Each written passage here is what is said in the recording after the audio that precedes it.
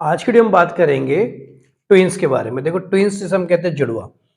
Twins कई तरह के होते हैं मेरे भाई।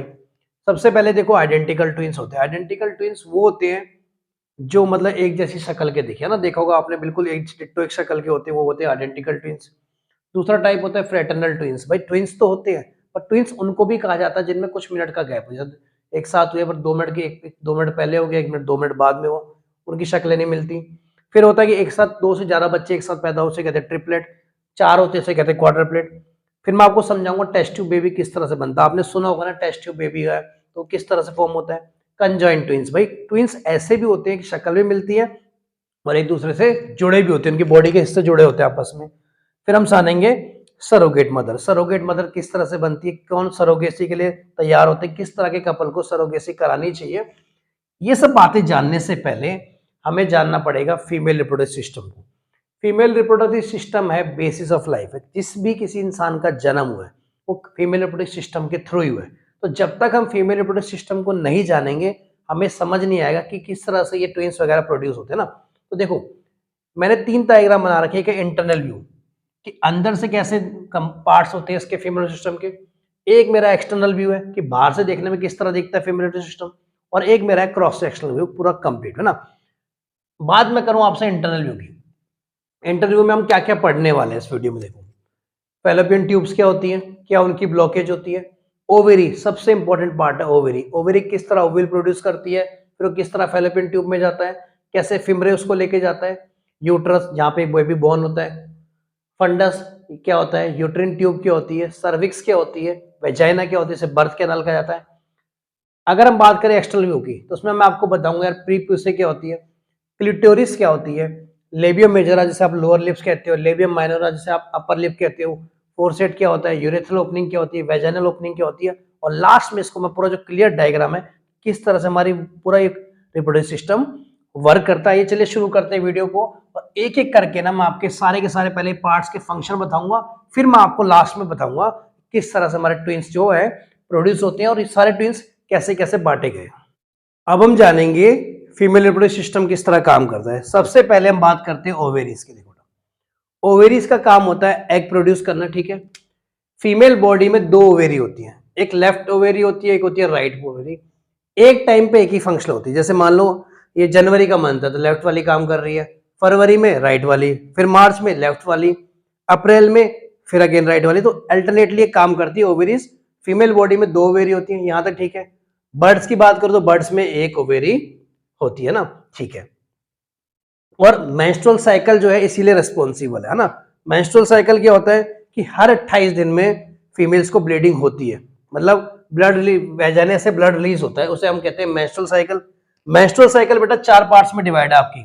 देखो पहला है मेंस्ट्रुअल फेज, दूसरा है फॉलिकुलर फेज, तीसरा है ओव्यूलेटरी फेज और चौथा है हमारा लूटियल फेज। मैंने अगेन आपको बताया कि मेंस्ट्रुअल साइकिल कितने दिन की होती है, 28 दिन की होता है। तो पूरा 28 दिन का देखो चार्ट है।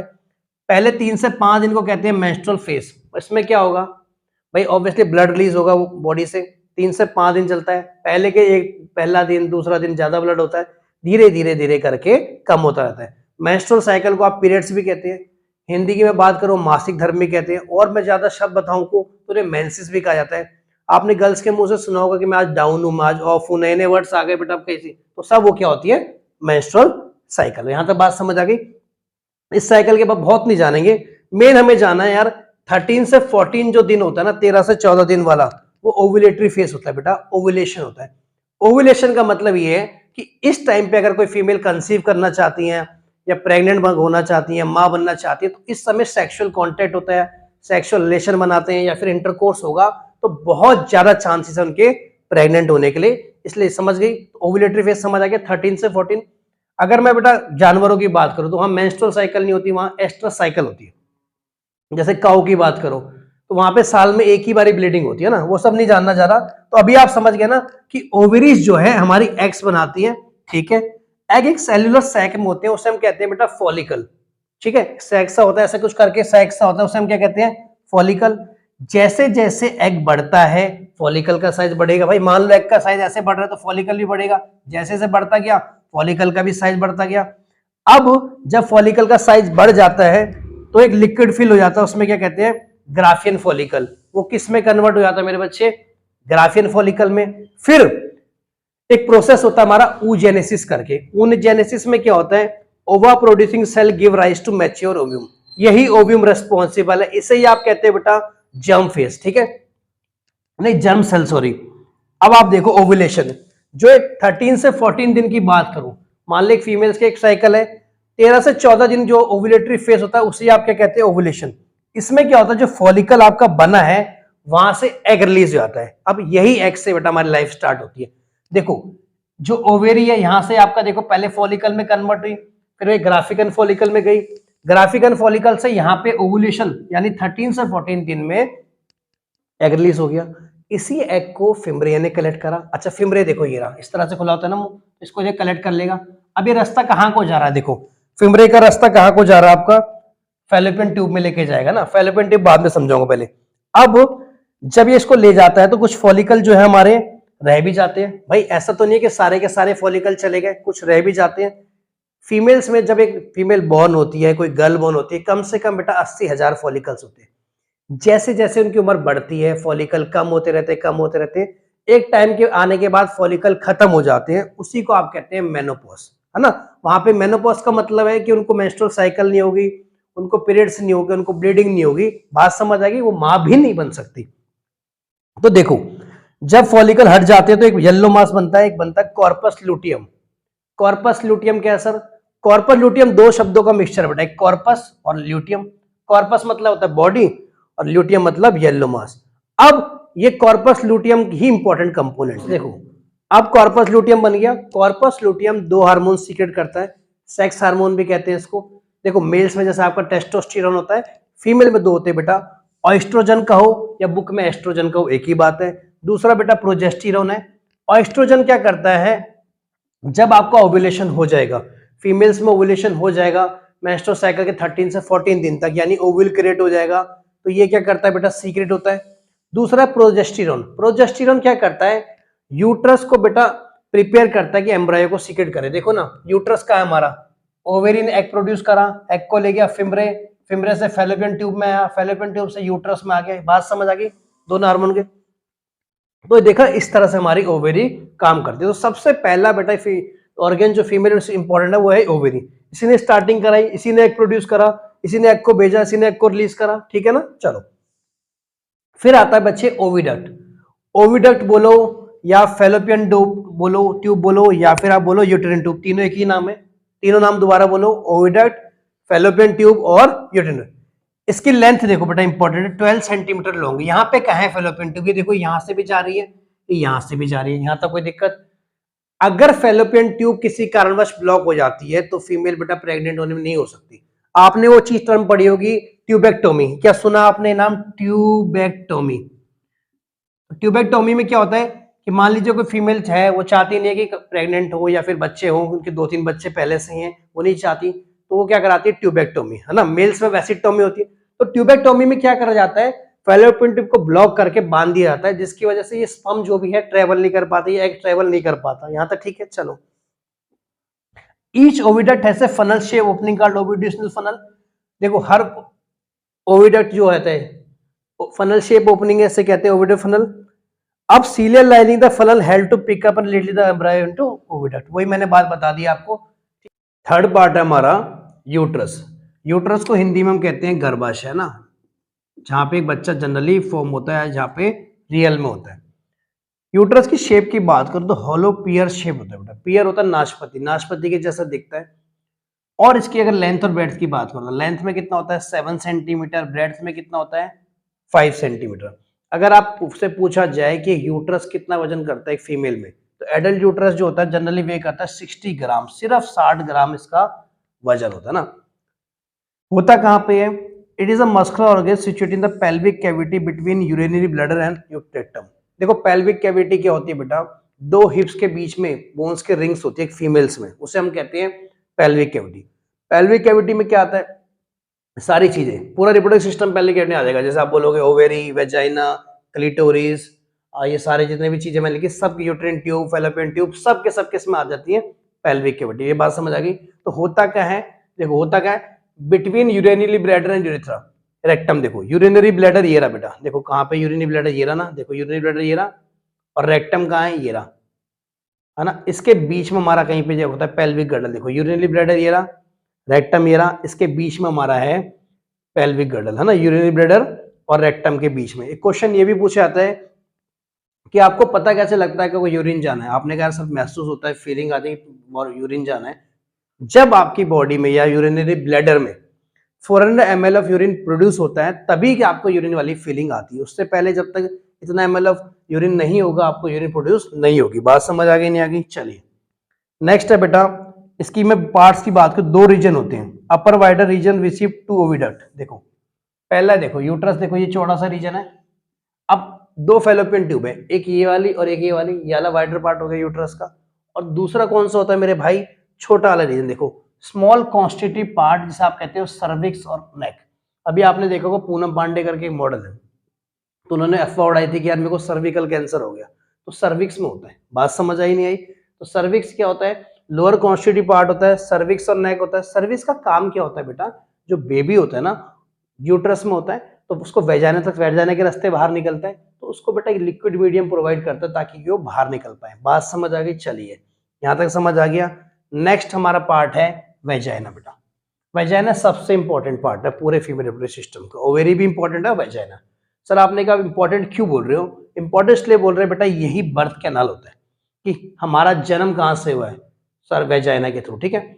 अगर इसकी मस्कुलर ट्यूब की तरह है, देखो ये देखो लेंथ इसकी होती है 10 से 15 सेंटीमीटर लेंथ होती है बेटा, 10 से 15 सेंटीमीटर इसकी लॉन्ग होती है। इलास्टिक वॉल्स होती है बेटा, इलास्टिक वॉल मतलब खिंच जाता है, तभी तो देखो देखने में वेजाइना बहुत छोटा सा दिखेगा, पर जैसे पूरा का पूरा बेबी जो है वहीं से प्रोड्यूस होता है। कहां से कहां शुरू होता है, lower end of uterus up to outside, देखो यूट्रस का लोअर एंड ये रहा, आउटसाइड ये पूरा वेजाइना का है। Vagina receive male penis during copulation. Copulation होता है बेटा फिजिकल एक्ट या फिर आप बोलो ड्यूरिंग सेक्स, सेक्स करते हैं आप लोग, तो उसमें क्या होता है कि स्पर्म्स जो होते हैं ना आपके वेजाइना में एंटर करते हैं, तो ये वेजाइना में ही तो स्पर्म्स आते हैं। बात समझे, पेनिस कहां पे स्पर्म डालते, वेजाइना के अंदर, ठीक है। तो इससे आप कहते हो vagina receive male penis during ovulation. The opening of vagina in young female is partially closed by thin membrane called hymen और वर्जिन नोड। जो वेजाइना की बेटा होती है यंग फीमेल्स में एक मेम्ब्रेन होती है बेटा जो क्लोज करके रखती है, क्या क्या कहते हो, हाइमन कहते हो। सुना ना आपने, हाइमन लेयर टूट जाती है, जनरली एथलीट होती हैं या फिर कोई एक्सरसाइज वगैरह करती है तो उनकी नॉर्मली भी टूट जाती है, नहीं तो जनरली जब आप सेक्सुअल रिलेशन प्रोड्यूस करते हैं तब ये टूटती है। देखो यहाँ पे आप देखो ना, कहाँ पे वेजाइना, कहाँ पे हमारा, देखो ये रहा वेजाइना बेटा, तो यहाँ पे कहीं पे एक लेयर होती है वेजाइना की, देखो। बात समझ आई नहीं आई? नेक्स्ट पार्ट है हमारा vulva. External female genitalia is called vulva. External female genitalia को क्या कहते हैं, वुल्वा। जेनिटेलिया में बेटा क्या आती है, हमारे जितने भी सेक्स ऑर्गन है वो सारे के सारे क्या कहलाते हैं, कलेक्टिवली एक टर्म इस्तेमाल करी जाती है जेनिटेलिया, यानी फीमेल सेक्स ऑर्गन जितने भी एक्सटर्नली हैं, किसी भी नाम आप लो, वेजाइना बोलो, आप सर्विक्स बोलो या कुछ भी यूट्रस बोलो, सारे के सारे किस में आएंगे, हमारे वुल्वा में आएंगे। वुल्वा में क्या होता है, it content independent opening of urethra and vagina. ये तो आपको पता है ना, जिस वॉल से यूरिन प्रोड्यूस होता है वो अलग होती है, वेजाइनल वॉल अलग होती है। यहाँ पे आप डायग्राम देखो, ये वाला हिस्सा कहा गया वुल्वा को। अब आप वेजाइना की देखो वॉल्व कहाँ पे है, वेजाइना की वॉल्व देखो ये रही, ठीक है, और उसकी यूरेथ्रा की वॉल्व देखो कहाँ पे है, ये रही। तो देखो ये वाली इसकी हो गई, ये अलग, दोनों अलग अलग वॉल्व है कि नहीं, ठीक है। तो it contain independent opening of urethra and vagina. Sides of vulva have two small fleshy folds बेटा। वुल्वा के जो साइड होते हैं बेटा, फ्लैशी फोल्ड मतलब देखो कुछ मुड़े हुए होते हैं, मांस के टुकड़े आप बोलो यार, ऐसे जुड़े हुए होते हैं इस तरह से, उसे क्या कहते हैं, लेबिया मेनोरा और लेबिया मेजोरा। लेबिया मिनोरा को कहते हैं लेसर लिप और लेबिया मेजोरा को लिखते हैं लार्जर लिप्स बेटा। देखो ये रहा हमारा लेबिया मिनोरा, देखो ये वाला हिस्सा देखो, ये रहा, है ना, और लेबिया मेजोरा देखो ये बाहर वाला हिस्सा यानी स्मॉलर लिप्स, और ये वाला हमारा लार्जर लिप। बात समझ आ गई, ठीक है। फिर आगे चलते हैं, ये करते क्या है बेटा, लेबिया मेजोरा में इस वाले पार्ट में देखो एक बाल वगैरह प्रेजेंट होते हैं, जिसकी वजह से क्या करते हैं, ये प्रोटेक्ट करते हैं फीमेल जेनिटेलिया को, है ना।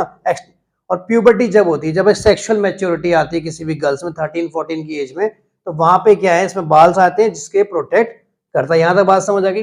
कुछ और इंपॉर्टेंट पार्ट्स भी हैं, जैसे क्लिटोरिस बेटा। क्लिटोरिस होता है highly sensitive and equivalent of male penis. Clitoris कहा जाता है एक दाने की तरह होता है, यही वो पार्ट है कि जहां पे एक सेक्सुअल प्लेजर फीमेल को फील होता है। देखो यहाँ पे देखो ये दिखाया गया, ये वाला हिस्सा जो है, ये बेटा ये वाला हिस्सा जो है कहलाया गया हमारा क्लिटोरिस। बात समझ आ गई नहीं आ गई? और जैसे मेल्स में मेल पेनिस होता है, यहाँ पे हमारा क्या होता है फीमेल में क्लिटोरिस। नेक्स्ट है prepuce, a fold of skin surrounding clitoris. ऊपर देखो सबसे पहले, ये देखो एक स्किन का टुकड़ा है क्लिटोरिस के साथ में जो अटैच है, उसे क्या कहेंगे प्रीपुसे। फिर नेक्स्ट हम चलते हैं फोरसेट पे, thin fold of skin at the back of vulva. Fourchette होता है बेटा ये देखो सबसे नीचे। अगेन चाहे प्रीपुसे का नाम लो, चाहे आप बेटा ये बोलो हमारा क्या लेबिया मेजरा बोलो, चाहे लेबिया माइनर, चाहे फोरसेट बोलो, सबके सब फोल्ड ऑफ स्किन ही है, अलग अलग पोजीशन पे प्रेजेंट है। लास्ट हमारा आता है बेटा फंडस। फंडस बड़ा इंपॉर्टेंट पार्ट है। देखो फंडस क्या है, the part of a hollow organ such as uterus और गॉल ब्लैडर। यूट्रस और गॉल ब्लैडर का पार्ट जो होता है उसे कहते हैं देखो फंडस। अगर मैं आप डायग्राम में बताऊं तो फंडस ये वाला है, और जब हमारा जाइगोट बनता है या फिर हमारा male gamete female gamete combine होते हैं, तो फंडस पे ही उसका न्यूट्रिशन मिलता है बेटा, फंडस पे ही जाके अटैच होता है, फंडस पे जाके अटैच होता है क्योंकि वहां पे उसको न्यूट्रिशन मिल जाते हैं। ठीक है, फंडस आपका, आप पूछोगे यार नॉर्मली आपका कहाँ होता है, आपका जहाँ बेली बटन होता है, और हिंदी भाषा में बताऊं जहां पे आपकी नाभि होती है, वहीं पे आपका बेटा फंडस होता है। ठीक है, यहां तक समझ आ गई? और जैसे जैसे बेटा आपकी प्रेगनेंसी बढ़ जाती है, लोकेशन ऑफ फंडस बेटा मूव करती रहती है। बात समझ आ गई नहीं आई? देखो यार स्टार्टिंग स्टेज में जब बेबी एम्ब्रायो होगा, जाइगोट होगा, फीटस होगा, धीरे धीरे करके बढ़ती है ना स्टेज, तो उसके बाद क्या होता है बेबी का वजन बढ़ने लगता है, जिस वजन की वजह से भी बेटा फंडस आपका मूव करने लग जाता है प्रेशर की वजह से। बात समझ आ गई? ठीक है सर। लास्ट पार्ट है मेरा मॉन्स प्यूबिक। मॉन्स प्यूबिक होते हैं कि जितने भी फीमेल्स हैं उनके जो प्राइवेट पार्ट्स हैं, यानी सेक्सुअल ऑर्गन, जेनिटलिया बोलूं, वहां पे जो बाल प्रेजेंट होते हैं उनका नाम एक दिया गया है मॉन्स प्यूबिक। बात समझ आई? अब हम देखेंगे कि देखो किस तरह से ट्विंस बनते हैं। जिस तरह जो हमारा वीडियो का स्टार्टिंग पार्ट था कि यार ट्विंस बनते कैसे, पूरी थ्योरी हमने बैक में दे दी, ओवेरी क्या होती है, ओव्यूल क्या होता है, पूरा फिलर सिस्टम। अब आप समझो बेटा, सबसे पहले हम समझेंगे आइडेंटिकल ट्विंस। आइडेंटिकल ट्विंस मतलब जिनकी शक्ल डिट्टो सेम टू सेम होगी, 100% एक दूसरे की कॉपी होगी, या फिर बहुत माइनर फर्क हो सकते हैं पर आइडेंटिकल है ना। देखो एक फर्टिलाइज एग है, अब जब वो दो हिस्सों में टूट जाएगा, एक फर्टिलाइज एग किसी कारणवश बेटा दो हिस्सों में टूट जाएगा, तो दोनों के तरफ दोनों बेटा क्या बिहेव करेंगे, इंडिपेंडेंट एग की तरह बिहेव करेंगे। और उससे फिर बेटा क्या होगा, कॉम्बिनेशन क्या होगा। देखो अगर आइडेंटिकल है तो क्या होगा, या दोनों लड़के होंगे या दोनों लड़की होंगी। ठीक है, सब कुछ सिमिलर होता है आइडेंटिकल ट्विंस में देखने में। बट अगर आप बात करो फिंगरप्रिंट की, भाई फिंगरप्रिंट तो किसी भी दो इंसानों के कितने मर्जी आइडेंटिकल हो, कभी सेम हो ही नहीं सकते। बर्थ मार्क में भी फर्क होता है, हैंडराइटिंग भी सिमिलर नहीं होती। ऐसा नहीं कि हैंडराइटिंग सिमिलर होगी, जब मूवीज में दिखाते हैं कि आप एक को रो रहा है तो दूसरा भी रोएगा, ये सब फेक की बातें। रियल में क्या होगा, सिर्फ सेम शक्ल होगी, दोनों लड़के होते हैं या फिर दोनों का। इस टाइप के ट्विंस को क्या कहते हैं हम, आइडेंटिकल ट्विंस। सेकंड आता है फ्रेटर्नल ट्विंस। अब फ्रेटर्नल ट्विंस क्या है कि वो ट्विंस, आपने सुना होगा ना यार कि इन दोनों में 2 मिनट का फर्क है, या इन दोनों बच्चों में 5 मिनट का फर्क है, एक पहले हो गया डिलीवर, दूसरा 3 मिनट बाद हुआ, उसमें उनकी शक्लें सेम नहीं होती बेटा।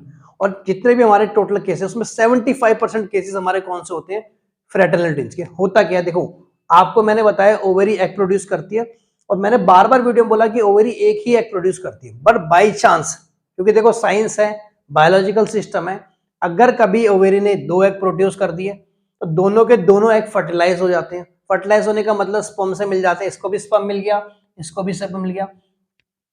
अब इनसे दोनों से बेटा अलग अलग इंडिविजुअल प्रोड्यूस हुए। बात समझ आ गई? अब इस केस में क्या होगा, शक्लें तो मैच करेंगे नहीं, ऑब्वियस सी बात है। दोनों बॉयज हो सकते हैं, दोनों गर्ल्स हो सकते हैं, या फिर एक लड़का एक लड़की हो सकते हैं। फ्रेटर्नल ट्विंस कहा जाता है इनको। और इसका दूसरा नाम बेटा डायोवुलर। डायोवुलर का मतलब क्या है, देखो डायवर्ड क्या मतलब होता है, दो, ओवुलर मतलब दो ओव्यूल से, इसलिए कहते हैं डायोवुलर। और डाइजाइगोटिक, जाइगोट क्या होता है, जब मेरा मेल गैमेट और फीमेल गैमेट आपस में कंबाइन करेगा, मेल गैमेट और फीमेल गैमेट आपस में कंबाइन करेगा तो क्या बनाता है, जाइगोट। तो इसे क्या कहते हैं, डाइजाइगोटिक। यहां तक समझ आ गया? ठीक है, आइडेंटिकल ट्विन समझ लिए, फ्रेटर्नल ट्विन समझ लिए, आइडेंटिकल ट्विन समझ लिए, फ्रेटर्नल ट्विन समझ लिए। अब हम चलते हैं यार कि अगर मान लो 2 से ज्यादा बच्चे होते हैं, देखो ट्रिपलेट भी होते हैं, 4 बच्चे भी हो सकते हैं, कई जगह तो 8-8 बच्चे भी हुए, मैं आपको सब समझा। देखो वो कैसे बनते हैं, एक जाइगोट है, जाइगोट 2 हिस्सों में टूटा, ठीक है, अब इनमें से एक हिस्सा दोबारा 2 हिस्सों में टूट गया। बात समझ आ गई? तो देखो कितने हो गए, 1 2 3, तो क्या बन जाएंगे, ट्रिपलेट बन जाएगा, 3 बच्चे एक साथ हो जाएंगे। और पहले के 2 जो होंगे बेटा, जो एक हिस्से से 2 टूटे हैं ना, दोनों के दोनों सेम होंगे, they are called identical twins, और तीसरा बच्चा अलग हो जाएगा। ज्यादा समझ आ गई। अगर 4 बच्चे कैसे हैं, 2 अलग अलग एग होंगे, फिर इनमें से एक एग ये 2 हिस्सों में टूट गया, ये 2 हिस्सों में टूट गया, और देखो 4 बच्चे प्रोड्यूस हो गए। बट ऑक्टेप्लेट्स भी होते हैं, 8 बच्चे भी एक साथ हुए हैं, और हुए भी हैं। देखो अगर मैं आपसे बात करूं कि पहला केस देखो, फर्स्ट लाइव ऑक्टेप्लेट जहां पे 8 बच्चे एक साथ पैदा हुए 1967 में हुए, पर जब उनका जन्म हुआ उसके 14 घंटे यानी 14 आवर्स के अंदर उन सबकी डेथ हो गई। अगर कोई आपसे पूछे वर्ल्ड फर्स्ट सर्वाइविंग, मतलब जो जिंदा बचे, दिसंबर 20 1998 में बेटा 8 ऑक्टेप्लेट हुए बेटा, बट उनमें से एक जो सबसे छोटा वाला था वो हार्ट अटैक या लंग फेलियर से मर गया। तो कितने बच गए? 7 बच्चे गए, 5 लड़कियां थी और 2 लड़के थे। आज भी वो सर्वाइव करते हैं। ठीक है, बात समझे। फिर दूसरे ऑक्टेप्लेट की बात करूं, सेकंड सर्वाइव ऑक्टेप्लेट है यूएसए में हुए, यूनाइटेड स्टेट्स ऑफ अमेरिका 2008 में। तो 8 बच्चे बेटा एक साथ हुए। ये मैंने आपको केसेस बता दी। यहां तक समझ आ गई नहीं आ गई? ठीक है सर। फिर हम चलते हैं कंजाइंट ट्विंस का। भाई कंजाइंट ट्विंस भी होते हैं। कंजाइंट का मतलब होता है कि देखो हाथों से जुड़े हो सकते हैं, हो सकता है बेटा सर से जुड़े हो सकते हैं। देखो मैंने डायग्राम भी आपके लगाया है। Babies who are physically connected, देखो यहाँ पे देखो दोनों के दोनों क्या है, सर से जुड़े हुए हैं। यहाँ देखो ये वाले हिस्से से जुड़े हैं दोनों के दोनों। कंजाइंट ट्विंस में क्या होता है, कुछ ऑर्गन कॉमन होते हैं, कुछ अलग भी होते हैं। जैसे इसमें देखो क्या पता दिल, एक ही दिल हो दोनों का। बात समझ आ गई। एक ही रिप्रोडक्टिव ऑर्गन दोनों के, ऐसा भी हो सकता है, अलग भी हो सकते हैं। बट अगर आप इन कंजाइंट ट्विंस को अलग अलग करने की कोशिश करोगे तो हो सकता है इनकी डेथ भी हो जाए। मैं आपसे बात करूं, ये फोटो मैंने देखो 2 कंजाइंट ट्विंस का लगा रखा है। ये ईरानियन ट्विन सिस्टर है, इनका नाम था लेडन एंड लाले। तो जब ये 29 साल की हो गई, जैसे बढ़ते रहते इनको प्रॉब्लम आई, तो उन्होंने अलग अलग होने की सोची, सर्जरी हुई, और बदकिस्मती से दोनों का ही देहांत हो गया। बात समझ आई? तो कंजाइंट ट्विंस समझ आ गए जो जुड़े होते हैं। फिर हम चलते हैं टेस्ट ट्यूब बेबीज की मदर। टेस्ट ट्यूब बेबीज होते हैं, mothers are incapable of conceiving. अब यार मदर्स कई बार क्या होता है, कंसीव नहीं कर पाती, या प्रेग्नेंट नहीं हो पाती, या मां नहीं बन पाती। इसका रीजन होता है कि यूट्रस में कोई दिक्कत हो सकता है, कोई और कारण। तो करते क्या है, उनकी ओवेरी से जो ओव्यूम होता है निकलता है, उसको लेते हैं और एक पैटी डिश में रख देते हैं। डिश क्या होती है, पैटी डिश क्या होती है बेटा, ग्लास टाइप का होता है। इसे इनफिट्रियो फर्टिलाइजेशन करते हैं, मतलब बॉडी के अंदर फर्टिलाइजेशन नहीं होगा, फर्टिलाइजेशन वो बाहर करके देंगे, और बाद में ना इसी चीज को, मतलब जैसे ग्लास में करके फर्टिलाइजेशन मिला के दे दिया, जाइगोट बना दिया, उसी चीज को फीमेल के यूट्रस में बाद में डाला जाता है। पर नॉर्मल प्रोसीजर क्या होता है कि मेल गैमेट फीमेल गैमेट आपस में मिलते हैं, अंदर जाइगोट बनाते हैं, अंदर ही फर्टिलाइजेशन करते हैं ना। बट यहाँ ऐसा नहीं होता। यहाँ क्या होगा, मेल गैमेट और फीमेल गैमेट को बाहर मिलाया जाता है किसी ग्लास ट्यूब में, जो भी इसको कहते हैं इनविट्रो फर्टिलाइजेशन में। फिर उसको बाद में बेटा क्या जाता है, फीमेल के यूट्रस में डाला जाता है। बात समझ आ गई। और ऐसे बच्चे जो जन्म लेते हैं उन्हें हम क्या कहते हैं, टेस्ट ट्यूब बेबीज। अगर मैं आपसे बात करूं वर्ल्ड की फर्स्ट टेस्ट ट्यूब बेबी जिसका जन्म हुआ था 25 जुलाई 1978 को, और ये देखो यही है उसका फोटो। अब ये इतनी बड़ी हो गई है, इसकी मदर का खुद की फैलोपियन ट्यूब ब्लॉक थी, तो उन्होंने टेस्ट ट्यूब बेबी प्रोड्यूस करा। बात समझ, यही वो पहली टेस्ट ट्यूब बेबी थी। अब ये खुद भी एक मां बन चुकी है।